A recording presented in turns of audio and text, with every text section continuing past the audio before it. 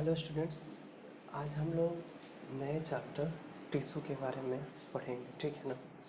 जैसे कि सेल को जब पढ़ा रहे थे तो आप लोगों को बताए हुए थे कि सेल किसी भी ऑर्गेनिज्म का बेसिक नीड होता है। ठीक है ना।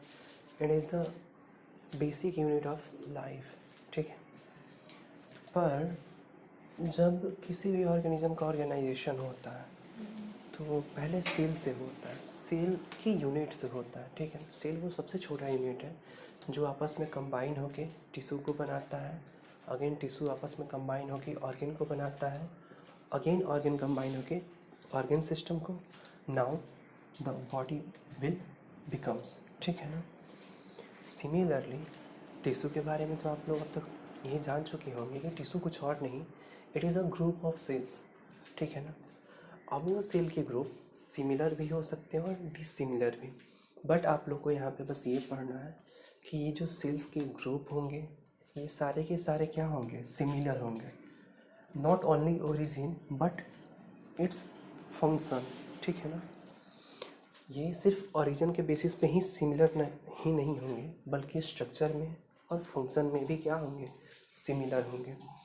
जैसे कि यहाँ पे टिश्यू को डिफाइन किया गया है। ठीक है ना। Tissue is a group of sales having similar origin, structure and functions. ठीक है ना। टिश्यू क्या होता है, ये ग्रुप ऑफ सेल्स होता है।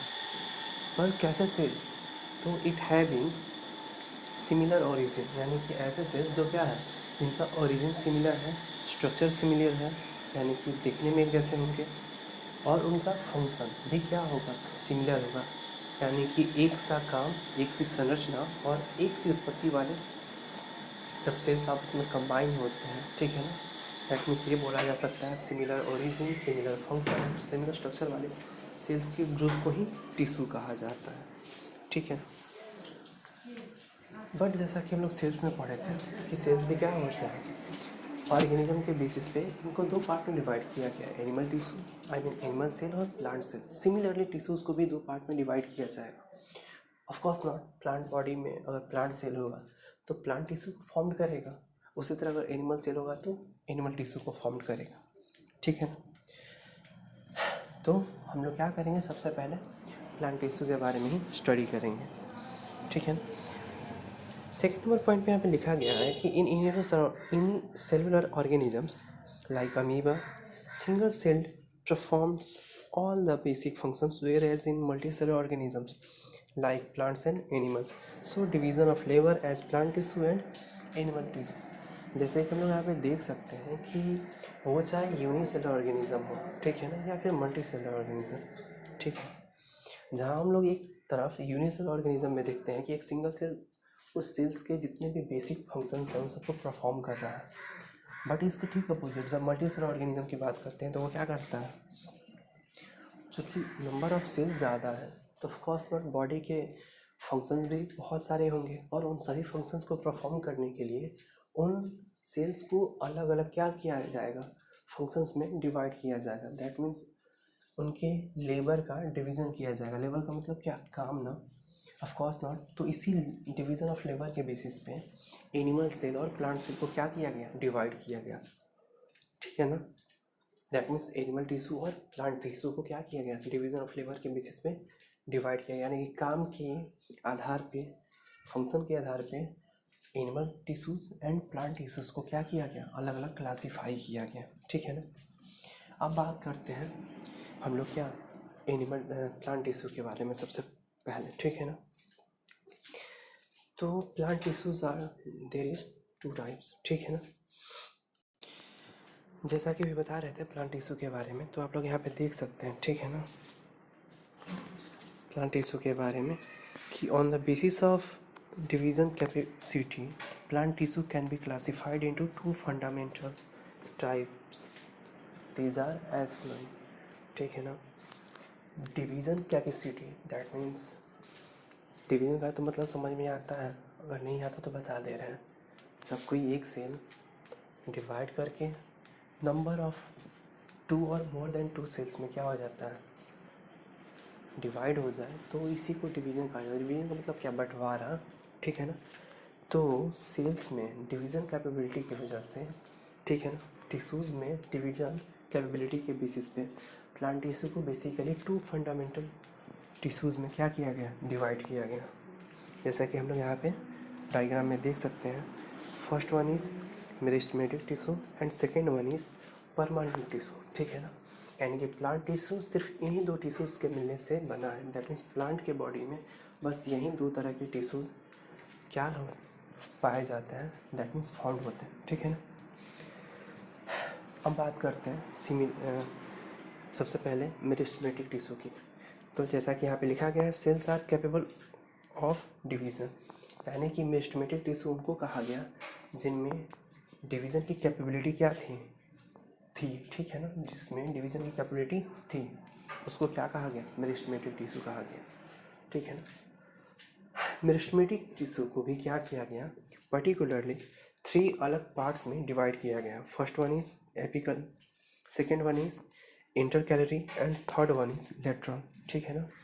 यानी कि मेरिस्टेमेटिक टिश्यू को, ठीक है ना, सेल्स के डिवीज़न के बेसिस पे, सेल डिवीज़न की कैपेबिलिटी के बेसिस पे 3 और पार्ट में डिवाइड किया गया, एपिकल, इंटरकैलरी, लेटरल, ठीक है ना। इसको यहीं पे रुकते हैं। अब परमानेंट टिश्यू को देखते हैं। अगेन यहाँ पे हम लोग देख सकते हैं कि mature cells are not capable of division, यानी कि परमानेंट टिश्यू में उन मैच्योर सेल्स को रखा गया जिसमें डिवीज़न की कैपेबिलिटी नहीं थी। दैट मीन्स ये कहा जा सकता है कि वैसे सेल्स जिसमें डिवीज़न की कैपेबिलिटी ख़त्म हो चुकी थी, लूज़ हो चुकी थी, जो डिवीज़न नहीं कर सकते थे, उन सभी सेल्स को परमानेंट सेल्स में रखा गया। दैट मीन्स परमानेंट मतलब हमेशा के लिए, वैसे टिश्यू जिनमें किसी भी तरह के बदलाव नहीं है, चेंज नहीं है, डिवीज़न नहीं हो, ठीक है ना। इस बेसिस पे परमानेंट टिश्यू को भी क्या किया गया, 2 पार्ट में डिवाइड किया गया। First one is simple permanent tissue and second one is complex और कंपाउंड परमानेंट टिश्यू। जैसा कि नाम है सिंपल परमानेंट टिश्यू, यानी कि वैसे परमानेंट टिश्यू जो सिंपल हो, यानी कि बस एक सिंगल टाइप ऑफ सेल्स के मिलके बने हुए, यानी कि एक जैसा सेल्स से मिलके बना हो, उनको सिंपल परमानेंट टिश्यू कहा गया, ठीक है ना। तो सिंपल परमानेंट टिश्यू को भी क्या किया गया, 3 पार्ट में डिवाइड किया गया। First one is parenchyma, second one is collenchyma and third one is sclerenchyma, ठीक है ना। बट इसके ठीक अपोजिट कॉम्प्लेक्स और कंपाउंड टिश्यू, दैट मीन्स जैसे कि नाम ही है इसका कि इसमें क्या होंगे, number of cells more than 1 होंगे, यानी कि मल्टीपल टाइप्स ऑफ सेल्स। यानी सिंपल वे में ये कहा जाए कि जो कॉम्प्लेक्स टिश्यू होता है या फिर जो कंपाउंड परमानेंट टिश्यू होता है, ये मल्टीपल टाइप्स ऑफ सेल्स के मिलने से बने होते हैं, यानी कि उसमें सिमिलर सेल्स के ग्रुप नहीं होंगे, कैसे होंगे, ऑन सिमिलर, यानी कि मल्टीपल टाइप्स ऑफ सेल्स, ठीक है ना। तो कॉम्प्लेक्स परमानेंट टिश्यू को क्या किया गया, 2 पार्ट में डिवाइड किया गया। First one is xylem and third one is phloem, ठीक है ना। नाउ यहाँ पे इस चार्ट से आप लोग को तकरीबन सब कुछ समझ में आया, ठीक है ना। अब अगेन हम लोग अपने टॉपिक पे आते हैं। दैट मीन्स इन सभी के बारे में थोड़ा सा इसका डिफिनेशन देख लेते हैं, इसका फंक्शन क्या है, कैसे वर्क करता है, ये जान लेते हैं, ठीक है। अब हम लोग बारी बारी से मेरिस्टेमेटिक टिश्यू के बारे में पढ़ना शुरू करते हैं, ठीक है ना। इसके डिफिनेशन वगैरह को लिख लेते हैं। तो मेरिस्टेमेटिक टिश्यू अभी बताया है कि वैसे टिश्यू जिनमें क्या है, डिवीज़न की कैपेबिलिटी है। देन देखते हैं meristems are the tissues having the power of cell division. It is found on those region on the plant which grows. That means पूरे प्लांट के बॉडी में मेरिस्टेमेटिक टिश्यू सिर्फ उन्हीं पार्ट्स में हमेशा पाई जाएगी जिन पार्ट्स में प्लांट्स का क्या हो रहा हो, ग्रो अप हो रहा हो, यानी कि प्लांट का वो पार्ट जिसमें क्या हो रहा है, ग्रो हो रहा है, वृद्धि हो रहा है, जो बड़ा हो रहा है, लाइक उसका जो सबसे टिप पार्ट होता है, यानी कि पौधे का सबसे ऊपरी हिस्सा होता है, देखिएगा वो क्या है, तेज़ी से ऊपर की ओर भागता है। या फिर उसके ब्रांचेस के भी क्या टिप पोर्शन, जहाँ पे क्या होता है, उनमें कली आता है, फूल आता है, पत्तियाँ निकलती है। तो ज़्यादातर परमानेंट टिश्यू मेरिस्टेमेटिक टिश्यू उन्हीं पोर्शंस में पाया जाता है, ठीक है। यहाँ पे जैसे कि इसके अलग अलग टाइप्स के मेरिस्टेमेटिक टिश्यू होते हैं, अभी बताए थे हम, एपिकल, लेटरल, इंटरकैलरी, ठीक है ना। तो एपिकल मेरिस्टेमेटिक टिश्यू क्या होता है, इसके बारे में जान लेते हैं। ये कहाँ पाया जाता है प्लांट बॉडी में, तो it is present at the growing tip of the stem and roots and increases the length. ये एपिकल जो एपिकल मेरिस्टेमेटिक टिश्यू जो होता है ये हमेशा किसी भी प्लांट के स्टेम और उसके रूट में पाया जाता है, जो इनके लेंथ को इंक्रीज करता है। समझ में आया? अब बात करते हैं इसकी दूसरे टाइप लेटरल मेरिस्टेमेटिक टिश्यू के बारे में। तो ये कहाँ पे पाया जाता है? तो it is present at the lateral side of the stem and root and increases the girth। ठीक है ना?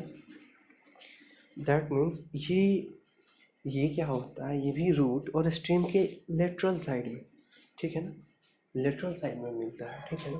और ये क्या करता है, उनके girth का मतलब होता है, girth का मतलब हुआ कि उसके एरिया को बढ़ाता है, ये समझ लीजिए। दैट मीन्स हम लोग देखते हैं ना रूट मिट्टी के अंदर बहुत ही ज़्यादा फैलता है, तो वो जो उसका फैलाव होता है, जो उसका सरकमटेंस होता है, ठीक है, सरकमफेरेंस जो होता है, उसके लिए कौन रिस्पॉन्सिबल होता है? तो लेटरल मेरिस्टेमेटिक टिश्यू, ठीक है। अब बात करते हैं तीसरे टाइप ऑफ मेरिस्टेमेटिक टिश्यू का, जिसका नाम इंटरकैलरी है। ये जो होता है it presents at the internode और base of the lips and increases the length between the nodes. ये कहाँ पे होता है? लिप्स के नोड पे होता है, जो इनके नोड्स के लेंथ को इंक्रीज करने में क्या करता है? हेल्प करता है। तो तीनों तरह के मेरिस्टेमेटिक टिश्यू, तीनों तरह के मेरिस्टेमेटिक टिश्यू के बारे में हम लोग पढ़ चुके हैं। देन आज की क्लास यहीं पे बंद करते हैं। कल हम लोग परमानेंट टिश्यू के बारे में पढ़ेंगे। Okay, then